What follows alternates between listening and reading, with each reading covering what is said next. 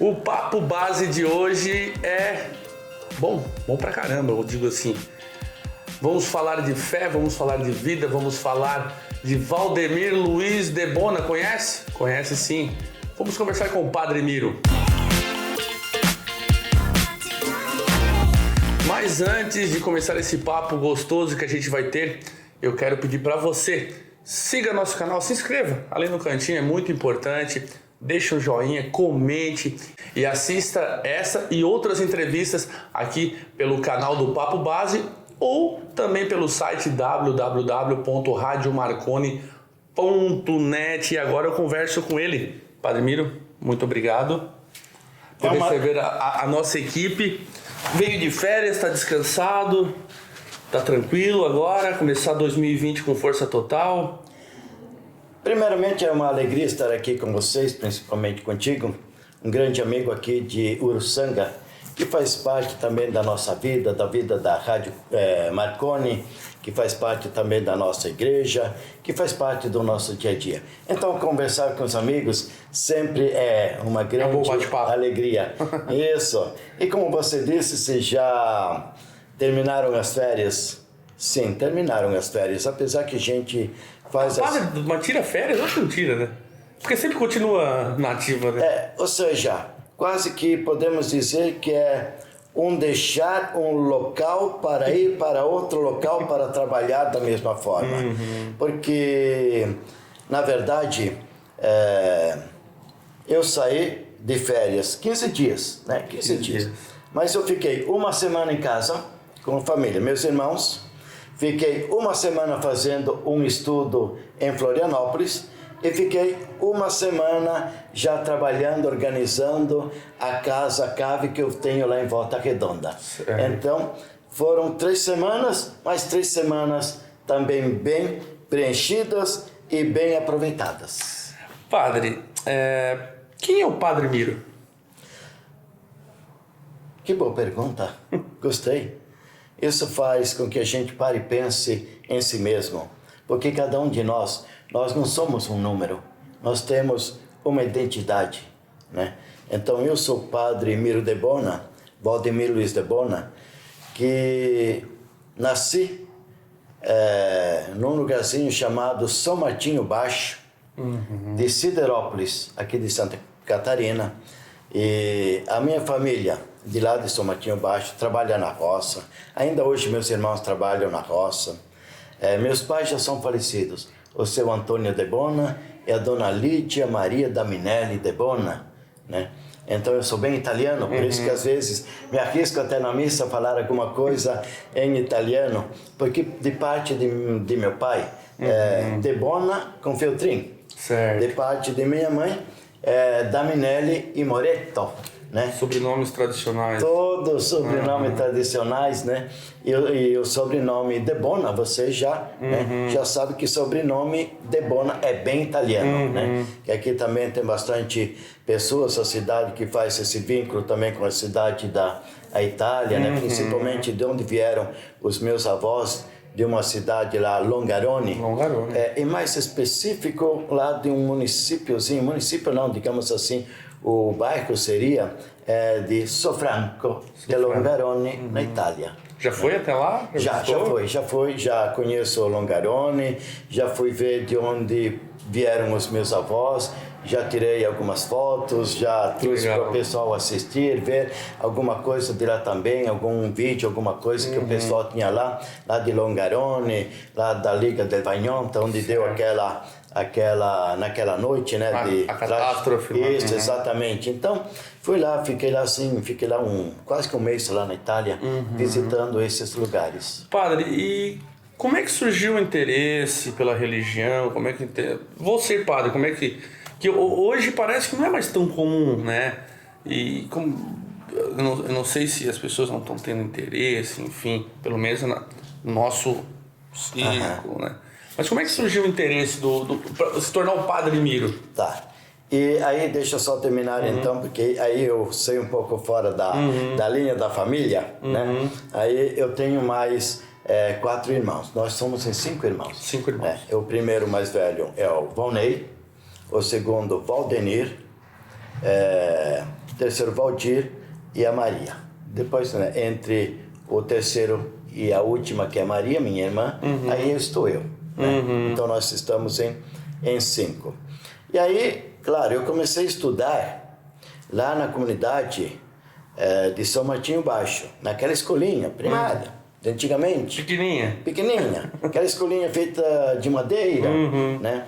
E lá apareceu um padre da congregação de Dom Orione, o padre Olívio Rosso.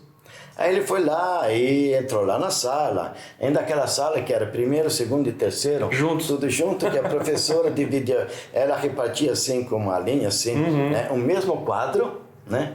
Aí que era o primeiro, que era a segunda, que era o terceiro, né? E aí apareceu o padre lá, ele disse o seguinte, ele foi fazer a campanha vocacional, na verdade, mas ele usou algo estratégico. Por isso que a estratégia hoje é muito boa. Ele disse o seguinte, quem de vocês aqui gosta de jogar futebol, gosta de jogar bola? E eu acho que foi o primeiro a levantar a mão e disse, eu! Ele disse, só que para jogar bola, então bastante, todos os dias, precisa ir para o seminário.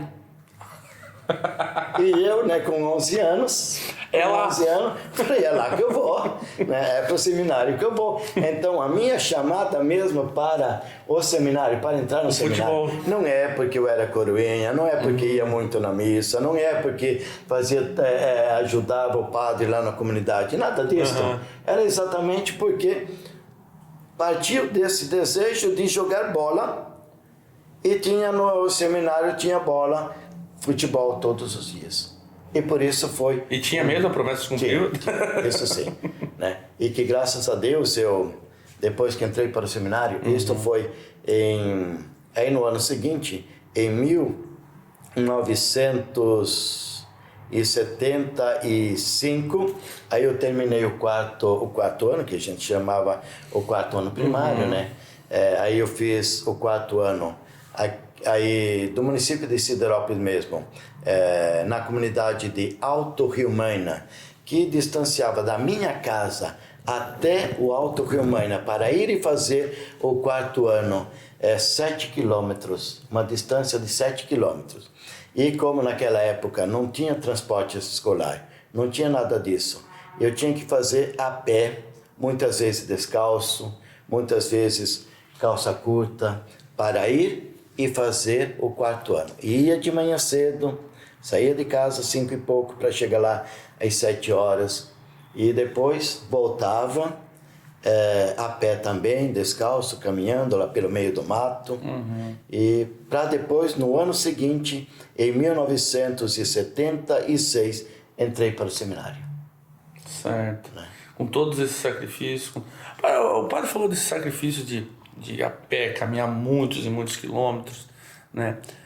Naquele tempo as coisas eram difíceis. Eu posso dizer porque às vezes as histórias que eu ouço dos meus pais, avós, enfim, realmente a gente pensa, meu Deus, como é que conseguiram?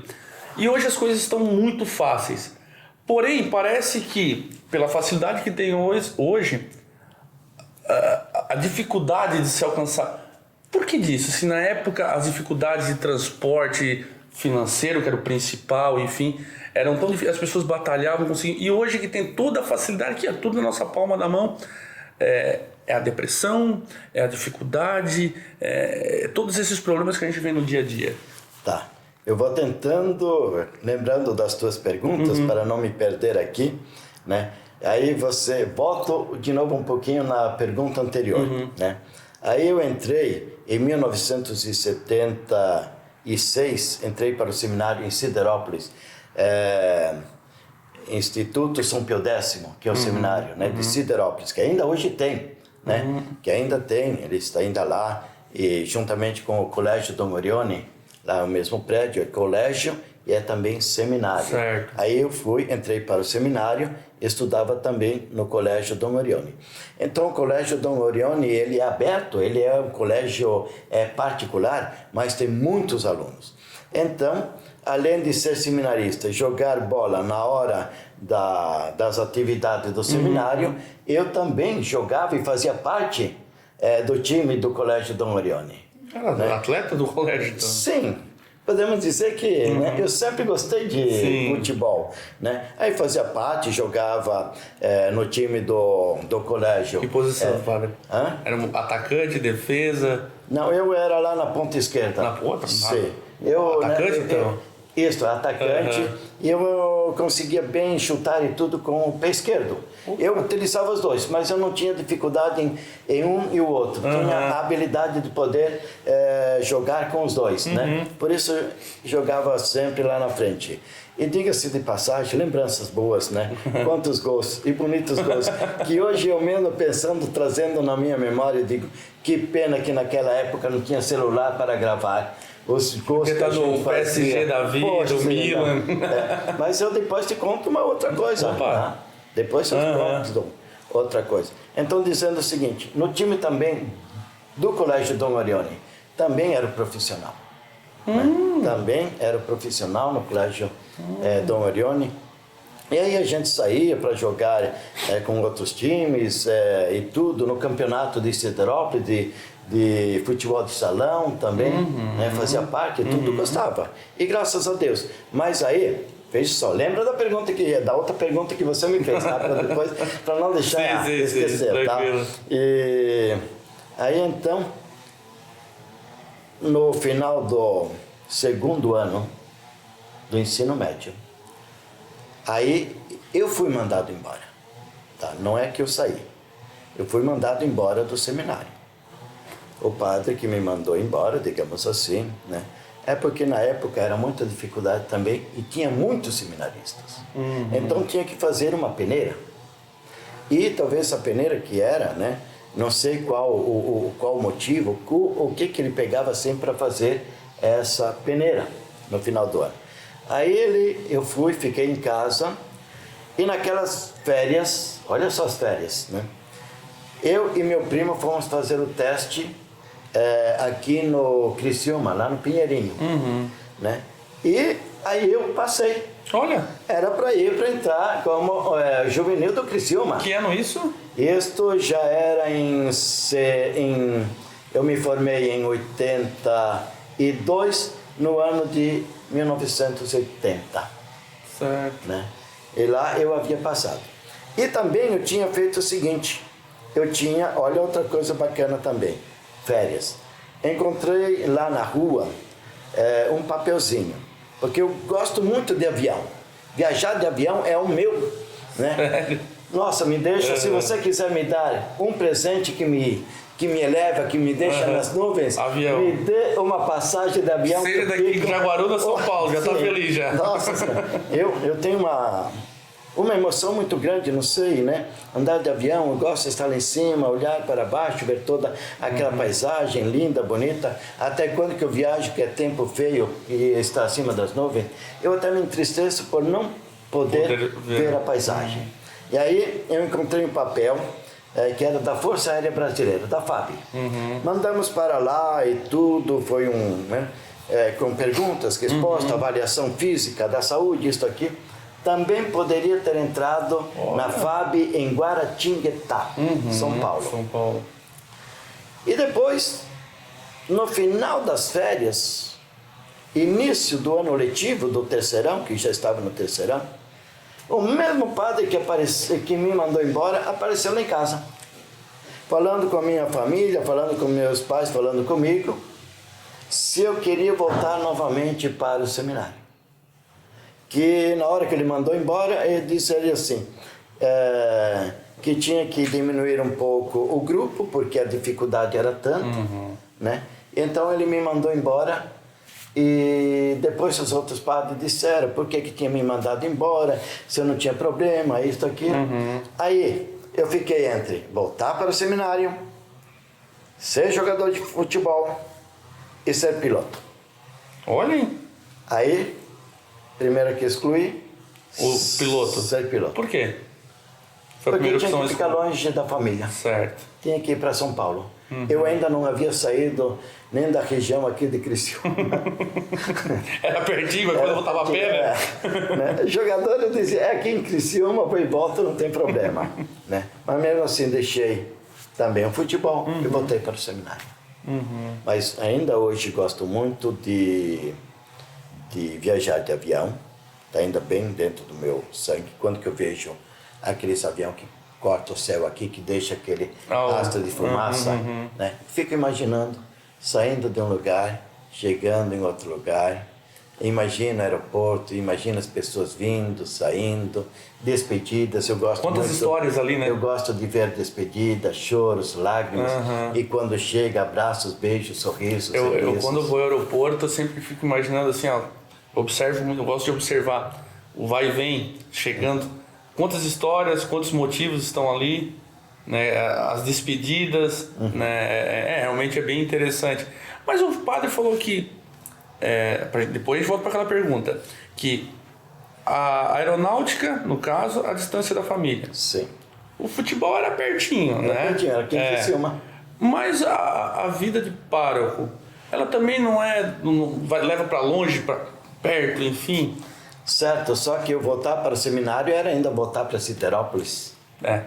Não estava pensando lá na frente, estava pensando só no seminário. Só no presente. Eu nem estava pensando o que viria depois. Né? É claro que depois, no ano seguinte, aí eu tive que sair de Siderópolis para dar continuidade. Aí eu fui para Juiz de Fora para fazer um ano de noviciado. Aquela despedida também foi marcante para mim. Nossa Senhora. Lembro ainda como se fosse hoje, porque aí eu viajei de ônibus, não tinha condições de pagar avião, né? Mas aquela despedida com meus irmãos, meu pai, minha mãe, eu saí chorando, entrei no ônibus chorando, deixei meu pai, minha mãe, meus irmãos chorando. Pensou voltar? Nossa. Pensou assim, não vou ficar aí. Não, porque eu tinha já decidido que eu ia para frente. Certo. Com o apoio da família, porque a família, graças a Deus, sempre me incentivou. E mesmo conversando que tinha que ir para Juiz de Fora, ia ficar longe um ano, né? Eles me apoiaram e disseram, vai. Sei que vai ser de muita saudade para ti, muita saudade para nós, mas vai. Nós estamos juntos com você. Então, quando você tem o apoio da família, a família que está junto, que te diz, vai, nós estamos com você. Então as coisas se tornam mais fáceis. Certo. Então, mas aquela foi a primeira vez que eu saí, que eu viajei de ônibus para longe, porque tinha que ir até Juiz de Fora, e que eu senti, digamos, o primeiro distanciar-se da família. Porque quando eu estava em Siderópolis, mesmo que ficasse o mês todo, que era uma vez por mês que nós íamos em casa, mas a família era de lá. A família em Siderópolis ia lá me visitar, né? E qualquer coisa a gente estava perto. Muito perto. Aí quando pensou assim, ficar um ano longe da família. Um ano, meu Deus. Aí a saudade doeu. Te pegou chorando muitas vezes no seminário? Não. Pensando na família, era sempre uma carta, escrevia uma carta, porque não tinha telefone, a família não tinha celular, não tinha nada dessas coisas, então era tudo por cartas. Né? Eu mandava uma carta, eles mandavam outra, pelo menos uma vez por mês a gente se comunicava através de cartas. Certo. E mais uma vez batemos nas dificuldades daquela época, né? Com a tecnologia hoje que você vai para outro país, praticamente você conversa com a pessoa todos os dias. Não, você conversa com a pessoa todos os dias, sim. Vê ela em tempo real. Então, voltando àquela pergunta, por que as dificuldades de antigamente, né, do passado, podemos assim dizer, ela consegue trazer mais vitórias do que as facilidades do dia atual? Naquela época, por exemplo, no seminário, quando que eu comecei em Siderópolis, tinha mais de 100 seminaristas, né? Mais de 100, né? Em todas as etapas. Naquela época era ginásio e colegial. Ginásio e colegial. Era, né? Então, entrava na quinta série. Podia entrar no seminário desde a quinta série até o terceiro ano do colegial. E tinha, na minha época, lá quando eu entrei, tinha mais de 100 seminaristas. E claro que as dificuldades eram maiores, né? E quando a gente não tem outros atrativos como tem hoje tem o shopping, hoje tem a praça, hoje tem as avenidas que os jovens vão para comer um X, para bater um papo, isso aqui. A vida daquele tempo de 70, 80 não tinha tanta coisa, o mundo não oferecia tanta coisa como tinha verdade. hoje. Então, até ir para o seminário, era para estar num grupo, era para ir jogar bola, era uma socialização diferente, ia passear com os padres, né? Os padres levavam nas missas, levavam nas comunidades. Então, tudo aquilo era muito bom, agradável, que hoje também continua. Um atrativo grande. Só que hoje o mundo oferece outras coisas. O mundo oferece coisas de dia, coisas de noite, a vida noturna, e amizade, grupo de amizade, tem outras facilidades, né? Que é claro que, agora falando pessoalmente, aqui dentro, digamos, né, das pessoas, tudo isso que o mundo te oferece, mas o vazio que está aqui dentro, ele não é preenchido por coisas fora de nós. Se a gente quiser procurar e encontrar o preencher aqui, tem que olhar para dentro de nós mesmos. E às vezes, o preencher aqui é o silêncio, é estar um pouco na solidão, é ter uma vida mais familiar, estando mais perto da esposa, do esposo, dos filhos, dos pais, dos irmãos. Eu, por exemplo, eu faço isso toda segunda-feira, eu vou sempre almoçar lá com meus irmãos. Toda segunda-feira eu vou lá. Eles já sabem. Sim. E eu não ligo dizendo, ó, tô indo aí. Eles já sabem. Bota mais água no feijão que eu vou. Segunda-feira eu tô aí. Nem precisa mais dizer isso, porque isso já é rotina. Né? O que nós fazemos lá? Nós nos encontramos nossos irmãos. Né?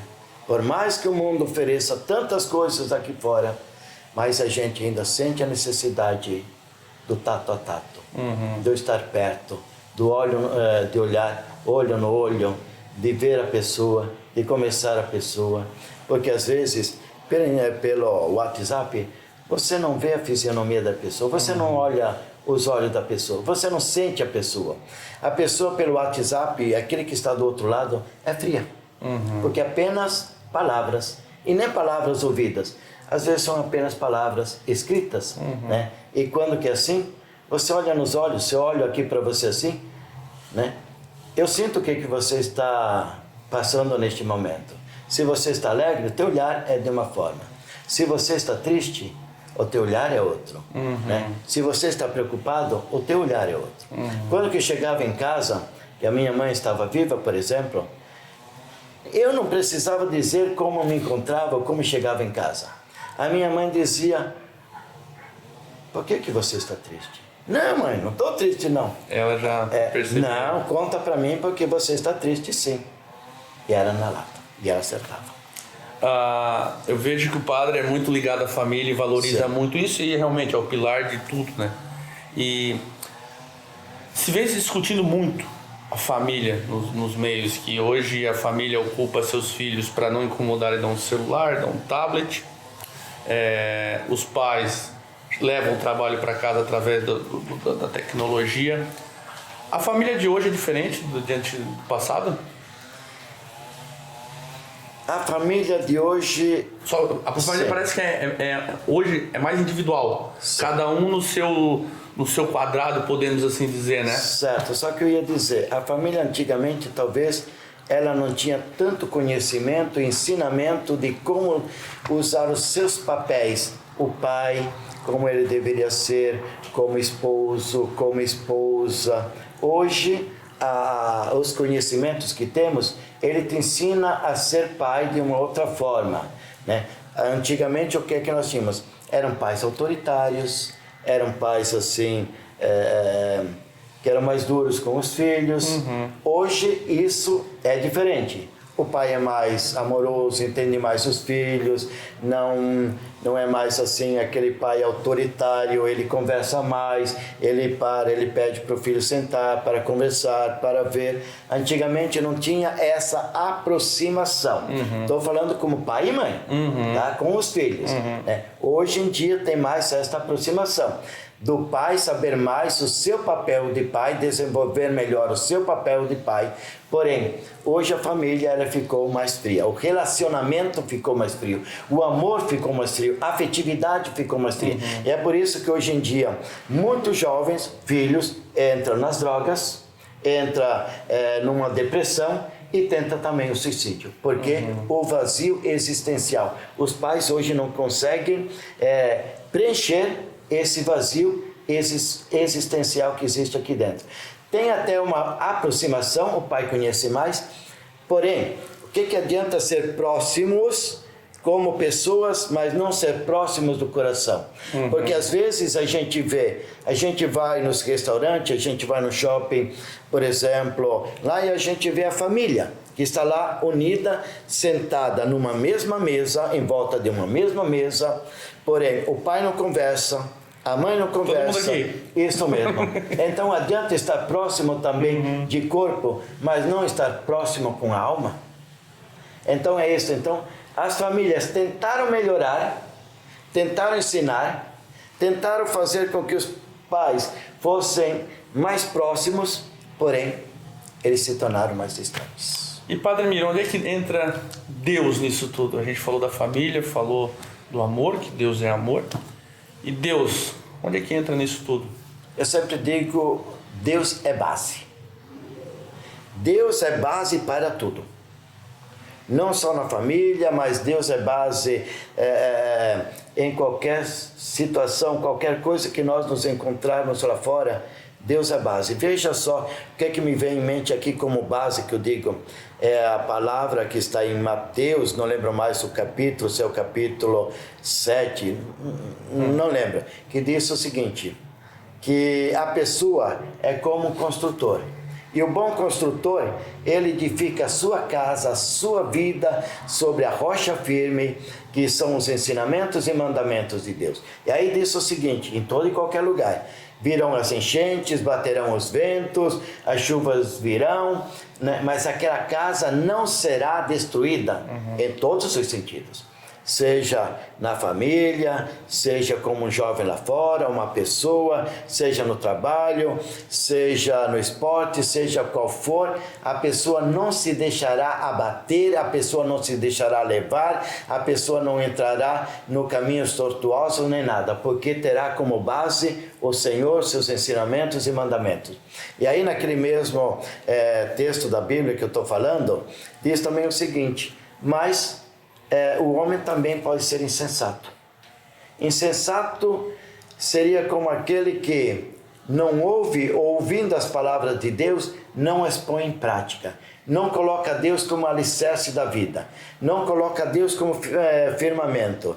É aquele que constrói, disse o Senhor, que constrói sobre areia movediça. Da mesma forma, vêm as chuvas. Da mesma forma, vêm os ventos. Da mesma forma, vem a enchente e aquela pessoa, aquele casamento, aquele relacionamento, aquela amizade, tudo vai água abaixo. Então, dizendo isto, com esse texto eu digo, Deus é base, Deus é alicerce, Deus é rocha firme.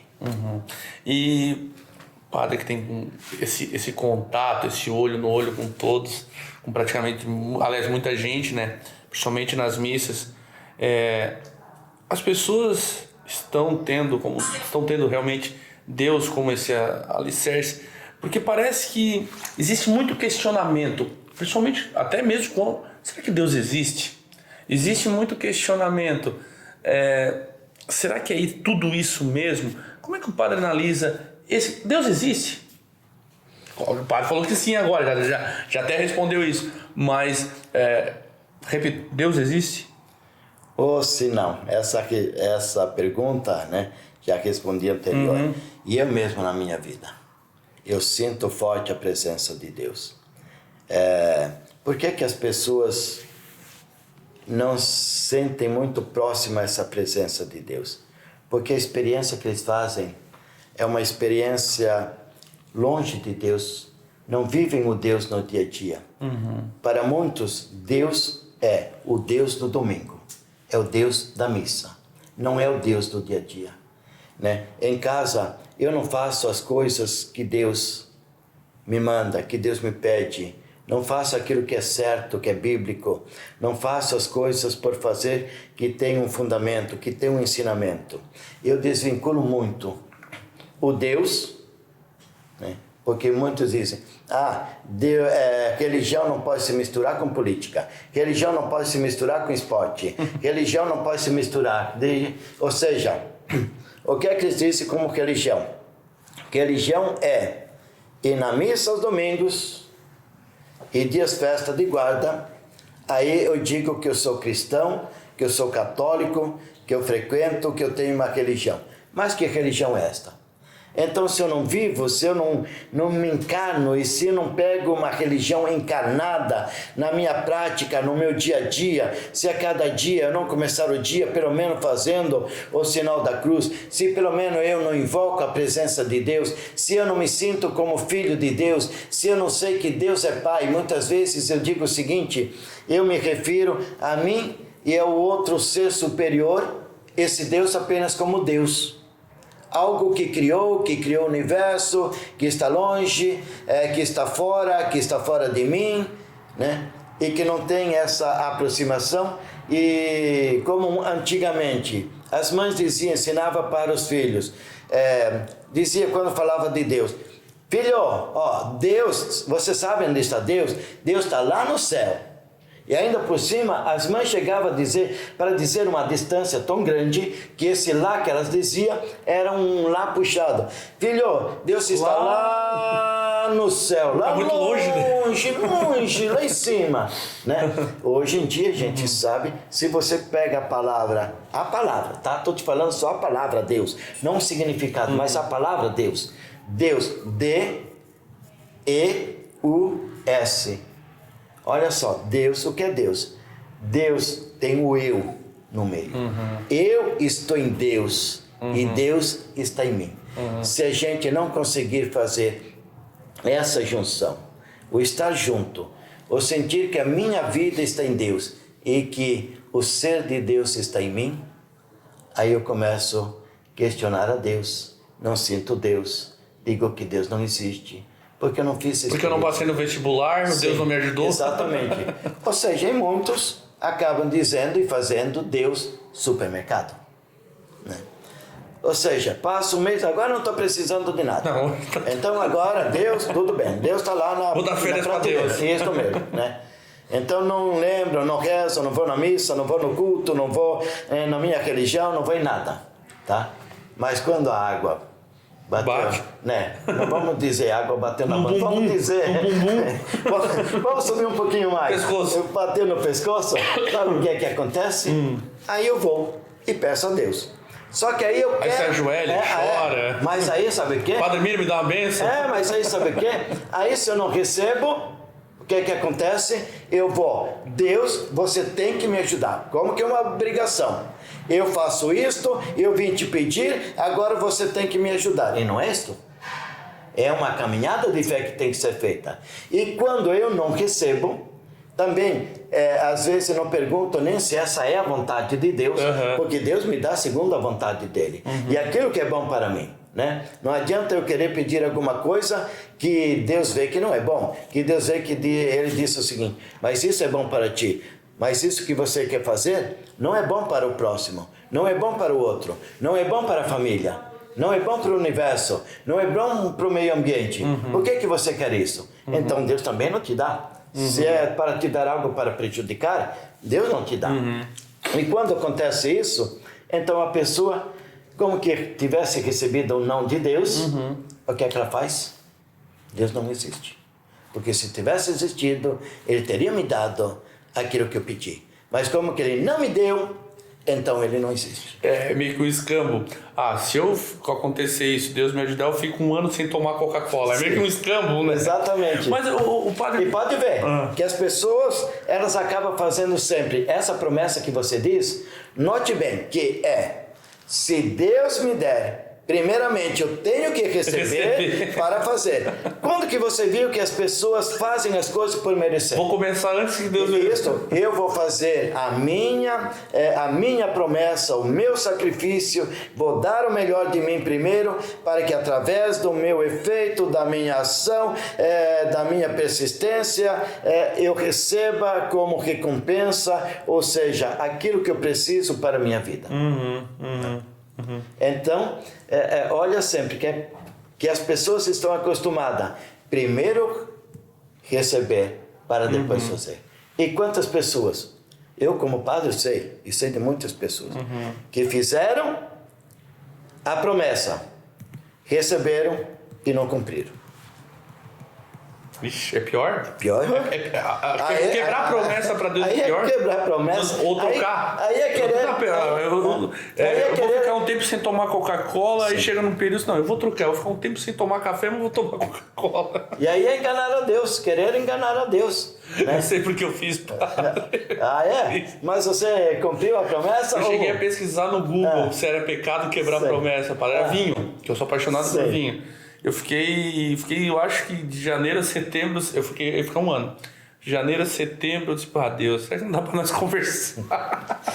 Mas enfim, deu tudo certo, vamos ver se Deus guardou alguma coisa na frente. Mas, padre, eu preciso dizer uma coisa que o senhor falou. Da religião, seja no culto, seja... Hoje, eu vejo que existe um questionamento.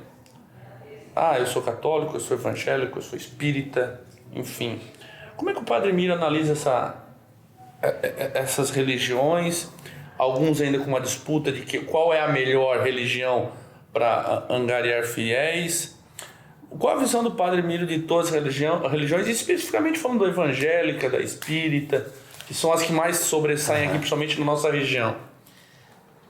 Primeira coisa, se você perguntar a todo esse povo que vem na missa, aqui em Uruçanga, Siderópolis, onde eu passei, você nunca me ouviu numa missa eu falar ou criticar alguma religião.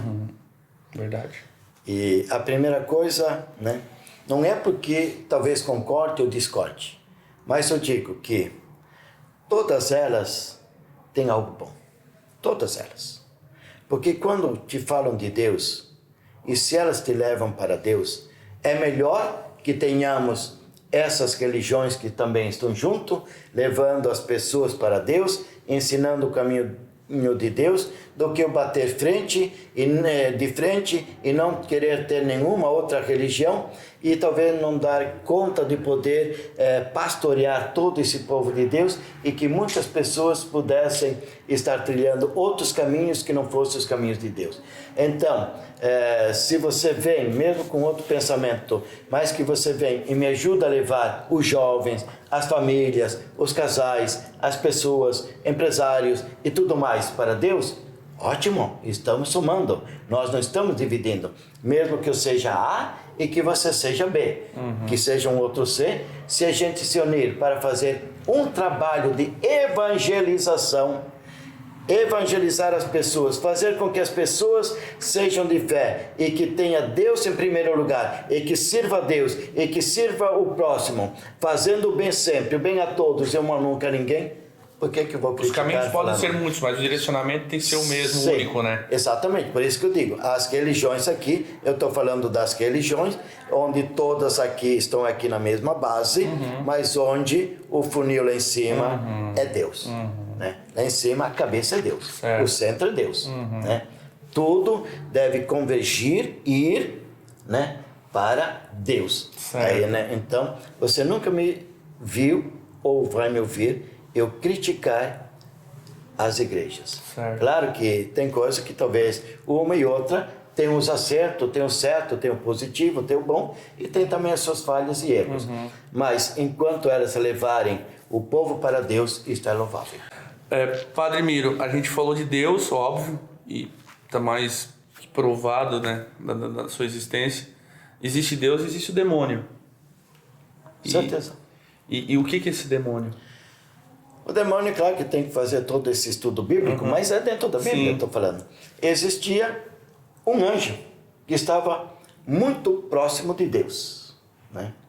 E aquele anjo, ele se sentiu também um tanto quanto orgulhoso.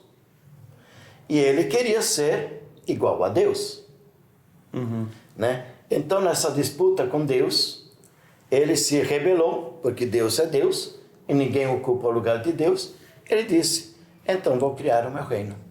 Então ele foi expulso do céu e veio para a terra. E o nome dele era Lúcifer, que ainda hoje o nome dele é Lúcifer, é Satanás, é o diabo, né? Como o Padre Léo dizia, o encardido, né? E outros nomes que que o povo em geral, né, chama de fedegoso e por aí vai, né?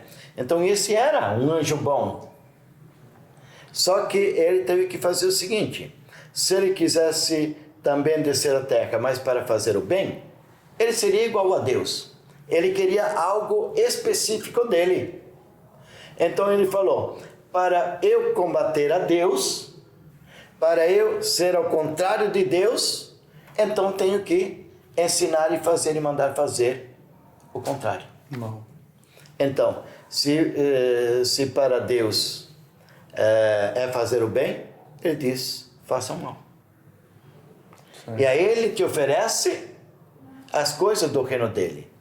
Deus nos oferece as coisas do reino dele, que é a garantia de uma vida feliz aqui e depois herdarmos a vida eterna no reino dos céus junto de Deus. Em outras palavras, paraíso. Ele também te oferece já as dificuldades, o diabo te oferece as dificuldades aqui e agora e depois a perdição eterna e te oferece o lugar para você habitar chamado inferno. Mas lá não tem nada de bom. Hã? Lá não tem nada, que bom. Né? Quem teve já a visualização do inferno, que Deus concede a alguns santos, a visualização é inferno mesmo. É lamento, é dor, é sofrimento. Que a própria Bíblia, se você pega o jovem rico e Lázaro, né? Lázaro era um jovem que passava fome, necessitado, pedia comida, isso, aquilo, né? E ele morreu. Ele foi para junto de Deus. Morreu também o jovem rico e foi para a mansão dos mortos, para o inferno, né? E de lá, esse é o relato bíblico. Ele dizia o seguinte: Pai Abraão, manda que Lázaro venha até aqui para molhar pelo menos com uma gotinha de água a ponta da minha língua, porque aqui o sofrimento é demais. E Deus disse: não é possível ele ir para lá, nem tu para cá, porque a escolha é de cada um. Lázaro escolheu vir para o paraíso. Você, com tuas atitudes, o teu comportamento, os teus pecados, a tua contrariedade dos planos do Senhor, você optou para ir lá para baixo. Portanto, os que estão lá não podem vir aqui, os que estão aqui não podem passar para lá. Né? Tem que se cuidar, então. E além do mais, depois ele disse: então manda que Lázaro vá lá e diga para os meus irmãos, porque meus irmãos estão na mesma linha. Estão lá no pecado, fazendo as bobeiras deles, isto, aquilo. E Deus também disse: quem morreu, que já está aqui ou já está aí, não tem como voltar lá para levar recado para ninguém. Eles lá têm as pessoas que estão lá para orientá-los, que eles os escutem. Estão lá os padres, as irmãs, os catequistas, os ministros, leigos engajados, os grupos de igreja, que escutem, que ensinam o caminho certo. Então, o ir para o céu, o ir para o inferno, o paraíso, o inferno, depende de cada um de nós. Deus não nos julga. Nós nos julgaremos. Quando chegar a hora de nós prestarmos contas diante do tribunal, nós vamos dizer: estou lícito para entrar no reino dos céus, porque conheço a minha conduta, fiz o bem, amei a todos, me dediquei. Mas chegando lá na frente do tribunal, né? E aí eu digo: não, pelo que eu fiz, pelo que eu vivi, pelos meus pecados, não mereço. Não sou digno. E vou lá para baixo. É uma escolha própria. Deus, porque Deus é Pai. E Deus te mandaria para o inferno? Como Pai? Não, Ele não te manda. Mas você toma, pelo teu livre-arbítrio, até na hora de decidir se vai para o paraíso ou para o inferno. É a tua decisão, diante do filminho da vida que se trava naquele momento. Tomara que esse filme tenha um final feliz. Padre, temos conversa para teremos. Vamos combinar e vamos voltar a ter esse papo. Obrigado por ter recebido a gente, foi um papo bem legal. Você é um padre que muitas pessoas admiram, gostam. Eu vejo pelas missas que ela nunca tem meia hora, ela sempre... Isso é muito bom, porque a gente não vê o tempo passar, é uma celebração muito legal. E que Deus continue te abençoando, te iluminando, levando uma palavra de conforto e mostrando às pessoas que muitas vezes o melhorar, o evoluir está dentro dela, e Deus está aqui só para avalizar isso. Se é da vontade nossa, né, Padre? Muito obrigado. Rangel, te agradeço por esse momento. Torce para que time? Gosto de futebol. Corinthians! Meu Se não! Meu Deus. Não, mas Deus vai avaliar isso aí. Pode ver. Não, vai. Ou se não, né? Lá na hora de for prestar conta, dizer que é corintiano é 10 pontos a menos. Ó, você já tem um agrado a mais aqui porque você era corintiano, né? Então te agradeço mesmo de coração. Agradeço a equipe que está aqui junto com você né, neste momento, também nas filmagens, na gravação. E a todos aqueles que irão nos ver, assistir esse vídeo, né? Que vocês estão lançando, eu deixo também o meu abraço e a minha bênção sacerdotal. Então que Deus abençoe a cada um de vocês, que sejam felizes, iluminados, e que esse vídeo possa também estar ajudando a cada um de vocês a discernir para o bem e fazer o bem sempre, bem a todos, que a recompensa vem. Então receba de Deus a bênção que é Pai, Filho e Espírito Santo. Amém a todos. Amém. Obrigado. Gente, esse foi o Papo Base. Que legal, que delicioso conversar com o Padre Miro. Olha, com certeza a gente vai marcar mais vezes. E lembrando, se inscreva no canal, dê um like, deixe seu comentário, assista a essas outras entrevistas pelo www.radiomarconi.net e até semana que vem.